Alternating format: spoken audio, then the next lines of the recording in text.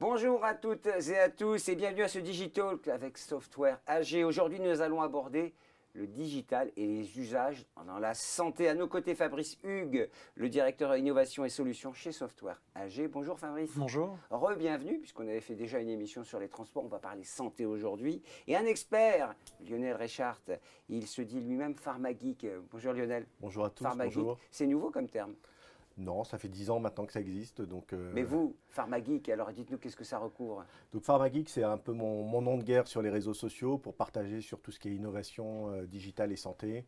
Ça fait 10 ans que j'ai créé, j'ai partagé 60 000 articles, j'en ai écrit un certain nombre, plus de 800 heures de visionnage sur ma chaîne YouTube sur la santé et 45 000 followers sur Twitter que je salue. Oui, alors moi, je suis allé préparer l'émission sur vos espaces, hein, parce qu'il y en a plusieurs, les réseaux sociaux. Je peux vous dire qu'on apprend plein de choses. Hein. Il voyage beaucoup, Lionel, hein, je peux vous le dire aussi. Dans le monde entier, pour parler de santé. Fabrice, un mot sur Software AG. Software AG, comme le nom l'indique, nous sommes un éditeur de logiciels. L'éditeur de logiciels européen, on est un des plus gros éditeurs européens. On est très spécialisé dans tout ce qu'on appelle la transformation digitale, avec 3 grands métiers, hein, clairement. Les processus, l'intégration et les objets connectés. Et dans chacun de ces domaines-là, aujourd'hui, on est, on va dire, le plus gros européen et dans les 2-3 plus gros mondiaux, avec 2000 clients dans le monde et 200 clients en France. Ouais. Européen, ça c'est bien. Oui. L'Europe, un mot, la cartographie, le mapping, la gouvernance. Oui. Ça, ce sont les mots clés quand on parle SI chez vous. Alors, ce sont les éléments clés et aussi des éléments clés, je pense, dans le SI de la santé dont on va parler parce que ce sont souvent des processus très longs avec beaucoup de réglementation, etc. Donc, toute cette notion de gouvernance est un élément très, très important, effectivement. Mais on y reviendra, je pense. Oui, on y revient tout de suite, Fabrice. La santé, comme tous les secteurs, on parlait transport, mais dans tous les autres secteurs, la santé n'échappe pas à la transformation digitale. Très clairement, on a plein d'exemples. Aujourd'hui, la téléconsultation, par exemple, qui est de la digitalisation, clairement. On va avoir aussi des plateformes aujourd'hui comme Doctolib, sur lesquelles on va prendre des rendez-vous. C'est du digital, on est clairement dans le domaine du digital. J'ai un autre exemple, on a un de nos gros clients qui opère aujourd'hui plus de 200 cliniques en France et qui travaille sur le parcours du patient, c'est-à-dire comment on va simplifier l'arrivée à la clinique, comment on va gérer le passage d'un service à un autre, comment on va automatiser tout ça. Clairement, on est dans la digitalisation. Et c'est vrai que la santé n'échappe pas à la règle de la digitalisation. J'en profite pour dire qu'on peut poser toutes les questions à Lionel comme à vous, Fabrice. Bien sûr. J'ai la tablette, hein, c'est pas pour communiquer avec la famille, c'est pour lire vos questions si elles arrivent ici. Lionel, alors c'est au cœur des débats publics en plus la santé. Je pense au Ségur de la santé, à la santé numérique. Ce sont des événements qui ont marqué et jalonné d'ailleurs ces 5 dernières années. Fabrice l'a bien dit, hein, la santé ne va pas de toute façon échapper à cette transformation digitale qu'on connaît depuis une trentaine d'années maintenant avec l'arrivée d'Internet, le mobile, l'Internet des objets. Ça s'est accéléré fortement. Ça s'est accéléré, mais on le voit tous. Votre présence à distance le justifie. Depuis 2 ans, on vit une crise sanitaire majeure qui fait qu'on a accéléré toutes les transformations digitales, le télétravail notamment qu'on a beaucoup fait évoluer. Et bien sûr, la santé a complètement changé avec, Fabrice l'a mentionné, les parcours de soins qui se sont réinventés. On a vu pour le suivi des tests, pour le suivi de la vaccination, pour le suivi du maintien à domicile des différents patients. Donc, effectivement, la transformation digitale est au cœur de la santé avec des nouveaux entrants. Il faut quand même se rappeler que la santé, c'est 12 000 milliards de dollars au niveau mondial de marché. C'est 100% de clients potentiels. Hein. On va tous rencontrer malheureusement le système de santé à un moment donné. Et donc, ça aiguise des appétits. On a ces fameux GAFA qui frappent à la porte, que ce soit Apple qui développe de plus en plus de solutions de santé, et notamment à travers ses objets connectés, que ce soit Google qui développe sur différents moments de cette chaîne de valeur de la santé des solutions, aussi bien sur la modélisation de protéines, hein, ils viennent d'annoncer un certain nombre de choses, sur Verily, qui est leur filiale dédiée santé, avec des objets connectés, avec un certain nombre d'autres solutions, un écosystème de start-up qui est en train d'exploser et dont on veut faire en France, je dirais, une référence, et notamment avec la création de Paris Santé Campus, le nouvel incubateur lancé par l'État qui va être inauguré dans quelques jours. Donc voilà, beaucoup de choses dans la santé pour accompagner cette transformation numérique. Et c'est intéressant parce qu'on voit bien que c'est en amont, la production, les labos, mais en aval, c'est-à-dire la demande des usagers. C'est-à-dire qu'elle se percute ces deux demandes et c'est ça qui fait que ça explose. Sans doute. Les usages sont encore assez réduits, et ça on pourra l'évoquer aujourd'hui, notamment parce que on est quand même dans un système très cadré, très encadré, avec une validation, un processus de remboursement, pas du tout comme à l'américaine ou à la chinoise, où on va développer les marchés de façon totalement autre. Mais il se trouve que la maturité aujourd'hui des institutions pour encadrer cette prise en charge, ce remboursement, cette validation des thérapies numériques ou des solutions numériques de santé est de plus en plus grande. Donc on va voir sur 2022 à la fois l'arrivée de ces stratégies, de ces politiques de santé que vous avez mentionnées, hein, Ma Santé 2022 qui avait été lancée par Agnès Buzyn, avec ce rapport qui est le virage du numérique en santé 2019-2022 qui arrive au bout, avec en fer de lance l'arrivée de l'ENS, hein, donc l'espace numérique de santé, que tous les Français se verront créer avec un DMP sur le mois de janvier 2022. Et derrière, on va dérouler effectivement ce processus accéléré de mise en place d'un certain nombre de fonctions support, un dossier patient partagé, une messagerie sécurisée partagée, un identifiant national de santé. Et les problèmes de data, évidemment, de confidentialité et sécurité sont au cœur de cette transformation. Évidemment. Il ne faudrait pas que les GAFA récupèrent les data santé, parce que alors là, ce serait un peu la fête. C'est ce qu'on a reproché souvent aux GAFA de vouloir s'emparer de ces données, et il faudra les protéger, évidemment. Un mot sur ce sujet-là, sur la sécurité, ça sera au cœur de... C'est clairement l'élément clé. Aujourd'hui, tout ce partage d'informations, parce qu'on s'aperçoit que tout va devenir complètement interopérable entre les différents acteurs. On va parler d'écosystème autour de tout cela. Et c'est comment on va garder cette maîtrise-là. On est protégé, en tout cas en Europe, avec le RGPD. On a la CNIL aussi, etc., qui vont rentrer. Même au niveau des données, il y a certaines normalisations, des standardisations autour de ces sujets-là. Donc on est relativement bien protégé en Europe, mais on est bien protégé en Europe. Et les données, malheureusement... On est protégé, Lionel ? Il y a deux sujets dans ce que vous évoquez. Il y a la question de la sécurité, mais il y a la question de la souveraineté. C'est vrai que c'est ces deux sujets-là qu'il faut aborder de façon conjointe. On a beaucoup parlé du Health Data Hub, donc, qui est le hub de données français, qui est hébergé chez un Américain pour le moment. Donc, il faut aussi qu'on crée des solutions et des champions européens qui puissent répondre aux exigences aussi et aux besoins qu'on a par rapport à ça. Mais il n'y a aucun danger je dirais qu'on ne puisse pas y arriver, qu'on ne puisse pas trouver des solutions européennes. Il faut un cloud souverain. Il y a quelques opérateurs qui travaillent beaucoup. Ça y travaille, ça arrive en tout cas. En tout cas, il y a des opérateurs français qui proposent des solutions serveurs made in France, donc, ou made in Europe. Et puis il y a des projets qui vont arriver. Et il y a des projets qui vont arriver. Alléluia, on les attend. Alors, Fabrice Lionel, les industriels doivent se différencier. On parlait data, c'était plutôt la version grand public, même si c'est de l'industrie. Ils doivent vraiment anticiper de nouvelles approches et le digital les aide dans ce domaine. Alors oui, et la difficulté qu'ils ont, je pense à un grand groupe américano-européen qui aujourd'hui, ils ont à peu près, si on parle de ERP, ils ont 85 SAP distribués à travers le monde, c'est 10 200 applications, c'est 135 usines. Et on voit que tout ça doit communiquer. Et la digitalisation, c'est ça, c'est comment on va automatiser tout ça. Et nos technologies permettent de faire communiquer toutes ces applications-là. Aujourd'hui, chez ce compte-là, chez ce client-là, on a 4 milliards d'événements par jour qui passent. 4 milliards de messages par jour qui vont transiter. Et donc on se rend bien compte que comment on va essayer de mettre de l'intelligence par rapport à cela. C'est là où il faut avoir, aujourd'hui on va parler d'algorithmes, on va parler d'intelligence artificielle, de machine learning. Il faut valoriser ces informations-là parce qu'ils vont se retrouver en concurrence avec des petites sociétés, des petites startups qui vont arriver avec 3-4 applications qui auront été pensées plus modernes. Et donc on se retrouve avec une sorte de déséquilibre d'un côté avec un système d'information qui est très orienté legacy, avec une existence lourde, mais qu'il faut garder parce qu'il y a toute cette valeur ajoutée-là. Et la difficulté, effectivement, c'est comment on arrive à regagner cette agilité-là par rapport à un existant qui est assez considérable, qui date depuis 20-30 ans pour certaines applications. Mais Lionel, c'est vrai qu'on demande aux entreprises d'investir massivement sur la R&D, sur les nouveaux... mais visiblement massivement sur le digital pour avoir ce mapping et cette cartographie. C'est toute la question de quel est leur métier profondément. Donc effectivement, la R&D, elle nourrit ce métier originel des laboratoires pharmaceutiques, c'est-à-dire développer des molécules, trouver, développer des molécules, les commercialiser et les rentabiliser. Ça, c'est le métier de base. Et puis après, il y a cet accès aux patients, consommateurs, utilisateurs de ces molécules-là, avec toute une notion de service associé. C'est le passage d'un industriel du médicament à un acteur de santé. Et le digital va pouvoir remplir cette fonction-là, c'est-à-dire d'apporter du service, d'apporter de la valeur ajoutée sur de la compréhension de ses parcours patients, cette vie du patient tout au long de la vie de ce patient avec la pathologie. Et donc le digital aujourd'hui est incontournable pour les laboratoires pharmaceutiques pour C'est des pouvoir... investissements massifs aujourd'hui? C'est des investissements massifs, mais à plusieurs niveaux de la chaîne de valeur. C'est-à-dire cette chaîne de valeur de l'industrie pharmaceutique, elle est très large. C'est-à-dire qu'elle va de cette recherche et développement de molécules jusqu'à la commercialisation et à la distribution auprès des pharmaciens, des hôpitaux, des patients. Donc le digital va s'intégrer à plusieurs endroits.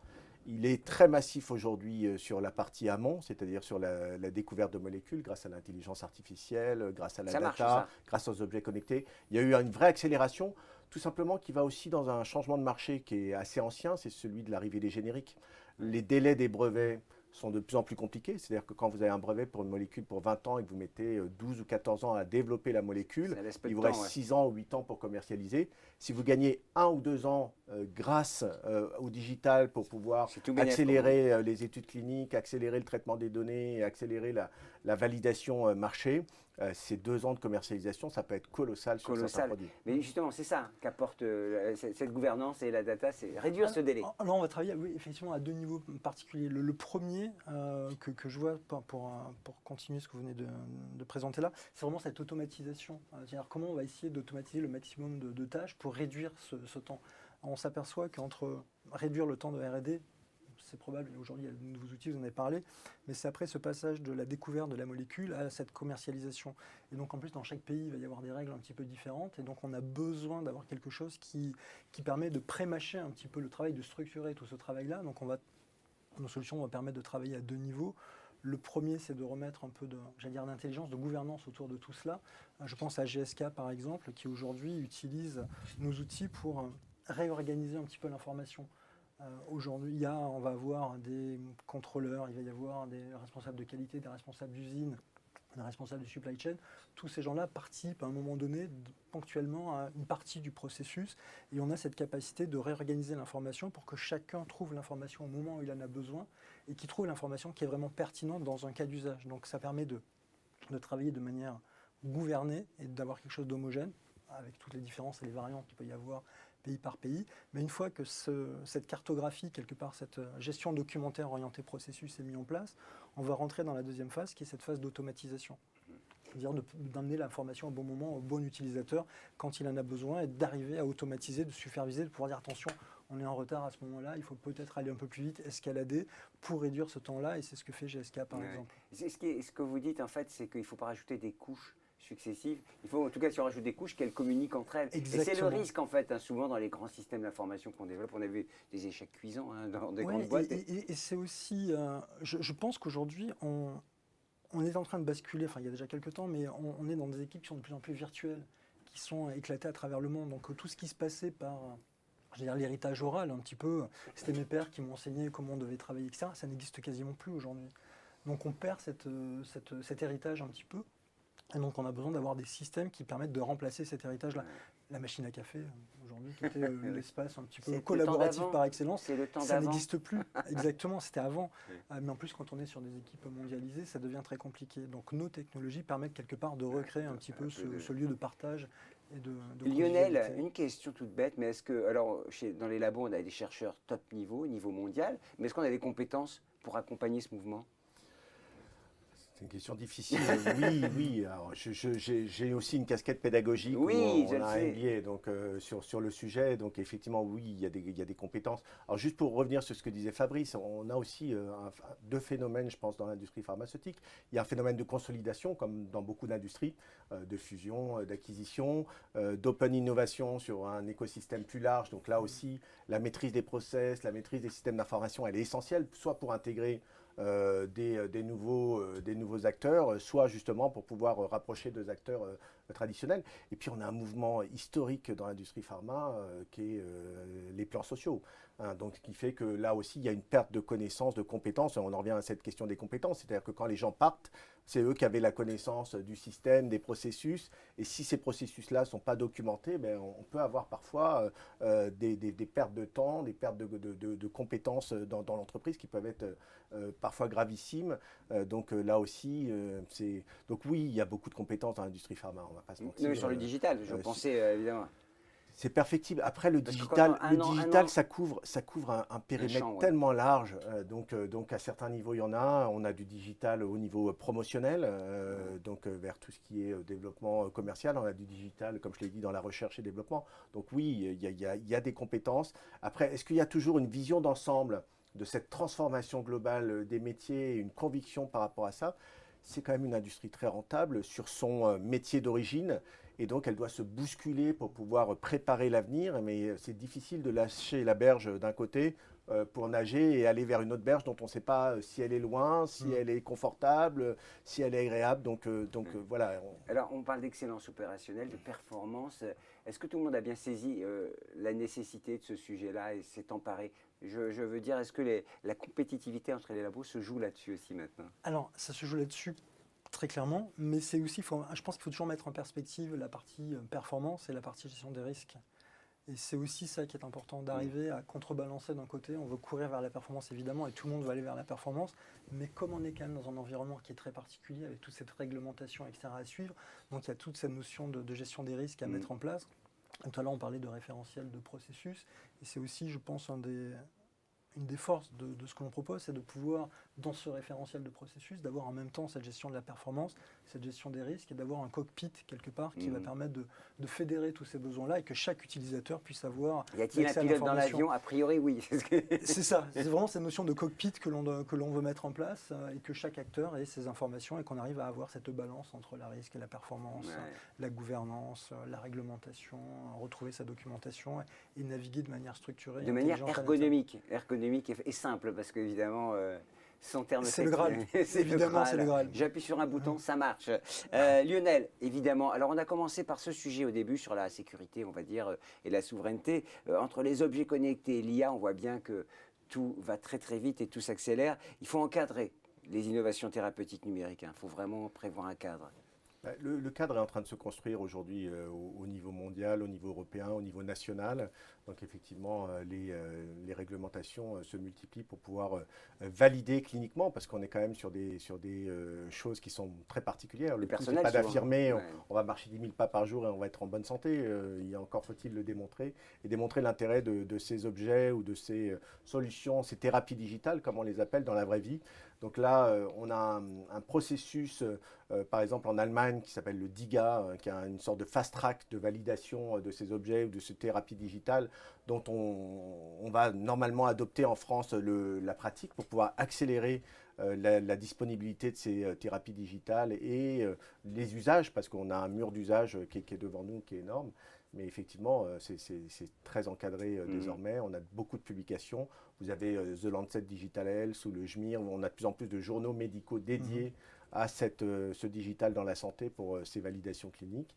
Et dans l'industrie pharmaceutique, il y a une maturité qui grandit aussi fortement autour de ça pour pouvoir les adopter. Donc on a eu la première thérapie digitale remboursée en juillet 2020. Donc là, c'est quelque chose qui arrive et qu'on va voir arriver de plus en plus dans les mois à venir. Vous dévoilez ce que j'allais poser comme question à Fabrice. On va prendre l'exemple du maintien des patients à domicile. Le CNAM prend en charge depuis si le matériel est utilisé. Donc racontez-nous. C'est cette idée en fait qu'ils ont développé, qu'ils veulent mettre en place, c'est de dire si on peut avoir du matériel qui est mis à disposition chez soi, il faut bien qu'il soit utilisé, parce que la CNAM n'a pas vocation à rembourser ou à payer ou financer des outils qui ne seront pas utilisés. Et donc on va rentrer dans cette mécanique-là d'interconnexion de nouveau avec les objets connectés. Et j'ai quelques exemples qui me semblent assez intéressants. J'ai un client qui s'appelle Définitive. Et en fait, ce qu'ils ont développé, c'est un mini réfrigérateur connecté. Un mini réfrigérateur intelligent pour les personnes qui ont des maladies chroniques. Donc, par exemple, pour l'insuline, on doit mesurer la température, vérifier que tout va bien. Donc, du coup, ils peuvent se déplacer, puisqu'ils ont leur mini réfrigérateur portatif avec eux, et ils reçoivent les alertes en temps réel, savoir attention, la température, elle va baisser, la batterie va baisser, pour qu'on ait cette qualité de soins vis-à-vis des médicaments qu'ils vont utiliser. Et puis, on a aussi, peut-être pas forcément dans ce principe-là, mais toujours dans ces notions d'objets connectés, Je pense à GSK par exemple qui fait des vaccins, ou un autre qui fait des vaccins très connus en ce moment autour de la Covid. Mais c'est comment on va arriver à mesurer, toujours pareil, cette chaîne de logistique, cette chaîne du froid, d'arriver, et ça c'est la notion de capteur, donc c'est avec nos technologies autour des IoT qu'on va arriver à pouvoir monitorer des milliers de palettes, des milliers de containers qui vont voyager à travers le monde. Et on va pouvoir mesurer tout cela. Et on a aussi aujourd'hui des projets au bout de la chaîne logistique, donc des industriels de la logistique qui sont aussi en train de fabriquer des entrepôts réfrigérés qui veulent pouvoir monitorer, superviser, etc. Et on voit que toute cette chaîne-là est en train de se mettre en place aujourd'hui. Et cette notion de digitalisation ou d'objets connectés est en train de suivre toute la chaîne. Parler de blockchain aussi pour pouvoir mesurer. C'est un monde de capteurs en fait. Ça devient un monde de capteurs en tout cas, et parce que ça amène plein d'avantages. Il faut regarder, je pense qu'on a eu un peu de tourisme digital qui a été fait ces dernières années, où il y a eu plein d'expérimentations qui ont été faites à droite à gauche, parce que c'était quelque chose de plutôt fun de faire des objets connectés. Non, aujourd'hui, ce côté un petit peu touriste est terminé. On est vraiment sur des applications, des implémentations qui ont une vraie valeur ajoutée. Et c'est ça qui devient intéressant. Et la data qui remonte, évidemment, les tuyaux avec ces datas qui circulent, c'est toujours impressionnant. Alors, l'idée, c'est qu'elle reste en Europe, si on préfère, plutôt qu'elle traverse l'Atlantique. Oui, mais je crois qu'il ne faut pas s'arc-bouter dessus pour l'instant. Après, on a tous probablement des smartphones qui collectent de la donnée aux États-Unis. On n'est pas mort non plus. Non, on a des choses chinoises qui marchent très très bien aussi. Donc, je crois qu'il ne faut pas en faire un enjeu, diaboliser ces acteurs-là.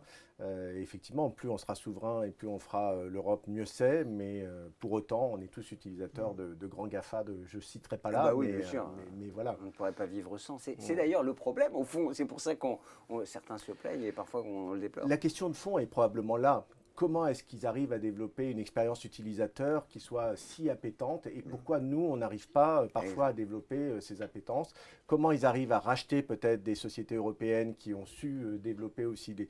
Donc c'est peut-être ça, parce qu'on a un vrai génie, on voit le nombre de licornes, on voit le nombre de startups qu'on a en France, on a vraiment des talents dans de nombreux domaines. C'est comment est-ce qu'on les garde et comment est-ce qu'on les accompagne dans le développement, et je crois que c'est un enjeu qui est bien pris aujourd'hui dans la réflexion de l'État. Une question peut-être de novice, le marché sur la digitalisation, sur l'amont, sur les process de production, ou sur l'aval, les usages dont on a parlé d'après vous? L'un tire l'autre, de toute façon, donc c'est un jeu de vase communicant. Exactement.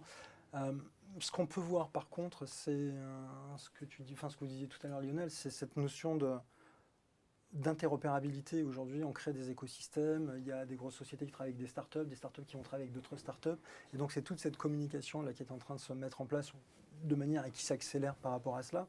Et donc on revient sur deux sujets qui sont importants, c'est la gouvernance, les process que l'on met là, c'est l'intégration, la communication, le partage des services. On parle beaucoup d'API management, etc. Donc ça va lier avec la sécurisation, les autorisations qu'on va donner, qu'est-ce qu'on peut partager ou pas, avec qui, comment on va gérer tout ça. C'est vraiment le cœur aujourd'hui de ces systèmes-là. Lionel, ça représente tellement d'investissements que c'est pour ça que c'est important de savoir où on va et d'avoir une vraie trajectoire. C'est un investissement, mais je vais rebondir sur ce que dit Fabrice sur la gouvernance. Cette gouvernance, elle n'est pas que industrielle ou au niveau de l'entreprise, elle est aussi au niveau institutionnel.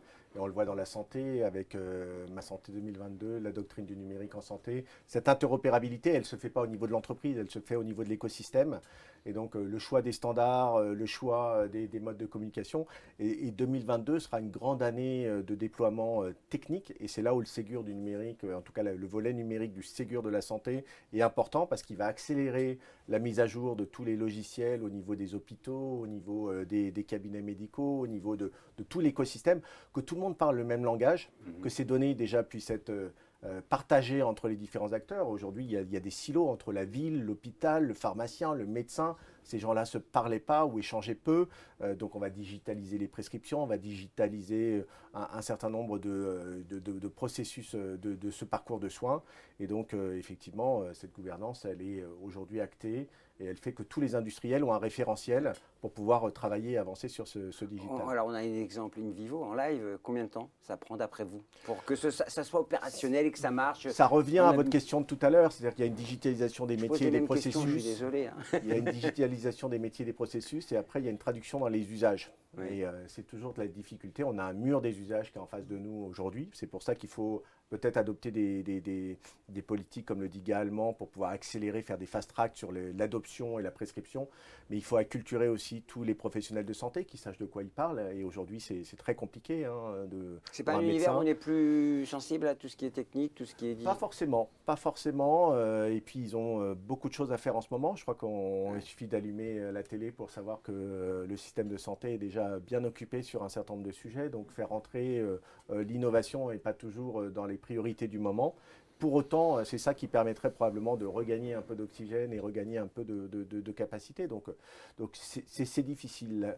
Si on regarde Donc l'informatisation des 2025, ça médecins, marche, on va dire. l'informatisation des médecins, elle a pris 10-15 ans. Ah, quand même. Ah ben, entre le moment où on leur a donné les premières enveloppes pour pouvoir s'informatiser et l'usage réel. Par contre, la bonne nouvelle, c'est que les institutionnels ont appris et qu'aujourd'hui, les mesures d'incitation à la fois positive et ensuite je dirais, d'opposabilité ou de coercition vis-à-vis des acteurs du système vont être beaucoup plus rapides. Donc je suis assez confiant. Il y a toujours les early adopters qui vont Ah aller oui, très bien très sûr. vite, mais on a un besoin On a tous connu un énorme de médecin ça. qui a un ordinateur et qui est très très pointu, puis l'autre qui travaille toujours avec son petit stylo. Mais non, mais la télétransmission, c'était quand même une évolution considérable quand on donne sa carte vitale. Du coup, ça me fait penser, on a un client en Suisse qui opère la moitié des pharmacies. Euh, donc ils ont mis en place tout un système d'information et on est là encore sur cette modernisation parce qu'ils veulent aller plus loin dans cette digitalisation, c'est faire communiquer les assurances, les remboursements et tout soit complètement, j'allais dire sans couture quasiment. Et donc on est bien dans ce parcours de soins qui est assez intéressant. Ouais. Une question qui a trait aux investissements, mais il faut toujours se mettre dans un temps long quand on veut être en rupture sur le plan digital, quand vous intervenez sur un système comme celui-là. Il y a deux niveaux. Il va y avoir des entreprises qui ont une vision à long terme. Toutes celles qui ont anticipé la digitalisation avant la Covid, globalement, ils s'en sont déjà plus ou moins bien sortis. Et d'autres sont rentrés dans l'urgence parce qu'ils se sont dit, si on n'a pas cette mécanique-là, globalement, on va du mal à survivre par rapport à ça. Ça se voit dans tous les secteurs d'activité, dans le Oui, bien sûr. retail, dans le monde de la santé probablement, etc. Donc on a bien ceux qui ont une vision et qui s'organisent en amont. Alors, est-ce que c'est des early adopters? Est-ce qu'ils ont une vision, une stratégie? Je ne sais pas exactement. Et puis ceux qui doivent réagir très vite. En tout cas, dans les deux cas, il faut qu'ils arrivent sur la même ligne d'arrivée à la fin. Oui, c'est Parce ça. que sinon, certains vont vraiment perdre et voire disparaître. Oui, c'est ça, c'est Il la y a des concurrence. plans La concurrence, elle est là, Lionel, de toute façon, aujourd'hui. On est dans une industrie qui était un petit peu MeToo. Ils faisaient tous un peu la même chose, ils passaient avec les mêmes systèmes, ils avaient les mêmes prestataires pour beaucoup de choses. Et on est sur une industrie maintenant qui est en train de se singulariser selon son profil, son pipe, ses domaines thérapeutiques. Et le digital est un vrai outil de différenciation, ce qui rend les choses à la fois très compliquées et très enthousiasmantes. Très compliqué parce qu'on revient à la question des compétences. Comment est-ce qu'on fait pour ne pas faire la même chose que toujours pareil et donc, il faut trouver les bonnes personnes, avoir les bonnes convictions. Ça vient souvent d'ailleurs de tout en haut. Hein. Je pense que la différence, elle se fait dans la conviction des comités de direction. Et donc, voilà, ouais, c'est un vrai outil de différenciation. Ouais. Ouais. Il faut tous passer en formation accélérée en digitalisation dans tous les boards et tous les COMEX pour... Alors, on commence à voir dans des émissions à la radio, etc., des gens du COMEX ou du board de parler d'API, de parler d'intégration, etc. Donc, ils en parlent maintenant, ça y est. Je pense qu'on a basculé dans une génération qui est un peu plus digitalisée que peut-être une génération d'avant. Ouais. Bah, il s'attend. De toute façon, vous allez sur le blog de Lionel, je peux vous dire que c'est une formation rapide. Je dirais pas les digitales pour les nuls, mais en tout cas, si on est à la santé, on y va très très vite et on plonge. Il n'y a pas que moi, il y a beaucoup de choses, mais oui. Bon, attendez, je vous fais un peu de promo, vous n'allez pas. C'est sympa. Non, mais c'est vrai, en plus, j'ai beaucoup apprécié tous vos papiers. En plus, vous avez un ton, une tonalité très très sympa à lire. Il y a des questions qui sont arrivées. Est-ce que je vous les pose? Avec plaisir. Fabrice, quels sont les axes d'innovation que vous avez programmés chez Software AG? Selon moi, il y a deux axes principaux. On en a parlé un tout petit peu, qui est cette notion de gouvernance du système d'information, tout orienté processus, savoir la performance, les risques. Je crois que c'est l'élément capital aujourd'hui pour arriver à comprendre les systèmes devenant de plus en plus complexes. On parlait tout à l'heure de 10 200 applications. À taille humaine, à échelle humaine, on ne maîtrise plus tout ça. Donc on a bien besoin d'avoir de l'intelligence qui nous permet de naviguer à l'intérieur de tout cela. Donc ça, c'est un élément d'innovation, en tout cas de gouvernance, qui permet de mettre les briques. Et puis la deuxième partie, c'est vraiment tout ce qu'on appelle cette intégration. Clairement, Aujourd'hui, on parle beaucoup d'API, on va parler d'intégration d'applications dans le cloud, on va parler de vieux systèmes qu'il faut évidemment faire communiquer avec le reste. Et donc, c'est comment on va redevenir encore plus agile par rapport à ce qu'on avait. Et cette agilité, il faut qu'elle soit gouvernée, il faut qu'on sache où on va, il faut qu'on sache d'où on vient. Il faut qu'on arrive à faire communiquer tout ça de manière excessivement rapide. Et donc oui, c'est ça aujourd'hui l'innovation. Lionel, il faut éviter le risque de la nouveauté. J'ai trouvé le truc qui marche et qui est imparable. Il faut que ça s'inscrive dans un système. Enfin, il ne faut jamais partir bien en tête avec le chef, le directeur informatique qui dit c'est bon, j'ai trouvé la solution. Tout ça s'inscrit dans un schéma, de toute façon, c'est sûr. Après, le directeur informatique, ça a beaucoup évolué. Hein, ça s'appelle plus comme ça d'ailleurs. Non, on est plus sur des chief digital officers. Oui, c'est le c'est vrai CTO. on n'est plus dans l'informatique, dans les laboratoires pharmaceutiques. On voit qu'il y a eu un gros changement là-dessus parce que on va gérer à la fois des choses en amont très complexes et on va gérer aussi des flottes de visiteurs médicaux qui vont être équipés avec des CRM de plus en plus performants sur les outils digitaux marketing. Bien sûr. Donc, je crois que l'effet de nouveauté, il faut oser, Fabrice l'a mentionné tout à l'heure, c'est une industrie qui déteste le risque, qui adore le découvrir et qui est très fort pour découvrir des nouvelles molécules, mais qui prend des risques énormes d'ailleurs sur cette découverte de molécules. C'est des milliards de dollars qui sont parfois perdus sur des développements de molécules. Mais quand on leur parle de quelques dizaines, quelques centaines, quelques millions d'euros sur l'innovation, sur de l'autre côté de la supply chain, détestent ça parce que ça fait prendre des risques, parce qu'on n'a pas l'habitude, parce qu'on n'a jamais fait comme ça. Donc voilà, encore une fois. Pas forcément cette agilité non plus.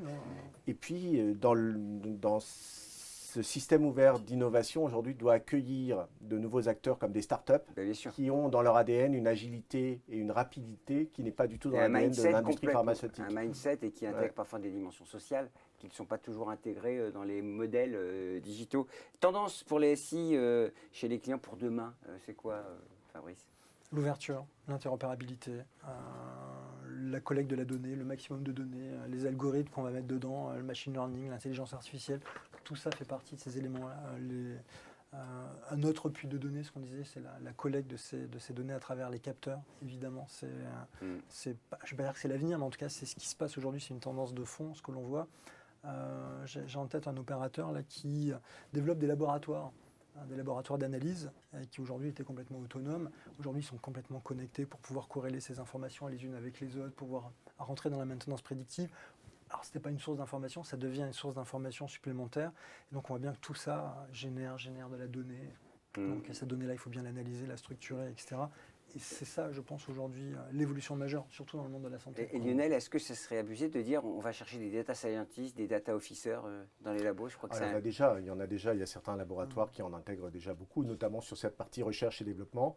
Après, la donnée qu'on va capter de plus en plus, c'est de la donnée de vie réelle. Donc, c'est vraiment de la donnée captée par l'utilisateur en bout de chaîne qui va nous apprendre beaucoup sur ses comportements, qui va nous permettre de développer des approches de prévention ou des choses comme ça. Très personnalisé, Après, ça pose la question aussi de la légitimité des acteurs qui collectent la donnée. L'industrie pharmaceutique n'a pas forcément une image qui lui permet forcément de collecter. Donc, il y a des nouveaux modèles à réfléchir pour pouvoir avoir des tiers de confiance qui puissent collecter cette donnée de vie réelle aussi et accompagner l'industrie pharmaceutique sur ce bout de chaîne et cette évolution. Et c'est toujours étonnant de voir qu'on en revient parfois à la dimension juridique pour vous parler de tiers de confiance. Et c'est vrai que c'est encadré et toujours protéger finalement l'usager final. Fabrice, c'est ça en fait le principe, c'est que tout le monde soit accompagné du mieux possible pour les usages bien entendu et dans un service de très grande qualité. Est-ce qu'on a tout dit sur le sujet ? On dirait. Je pense qu'on était assez... Où est-ce qu'on vous lit ? Dites-nous quand même, dites-le à nous. À pharmageek.fr ou sur Twitter, tout simplement, ou LinkedIn. Je publie régulièrement sur ces réseaux. Eh bien, on vous suivra. Maintenant, vous faites partie de mes amis, comme on dit. Merci beaucoup, messieurs. Merci. À très bientôt. Merci. À bientôt.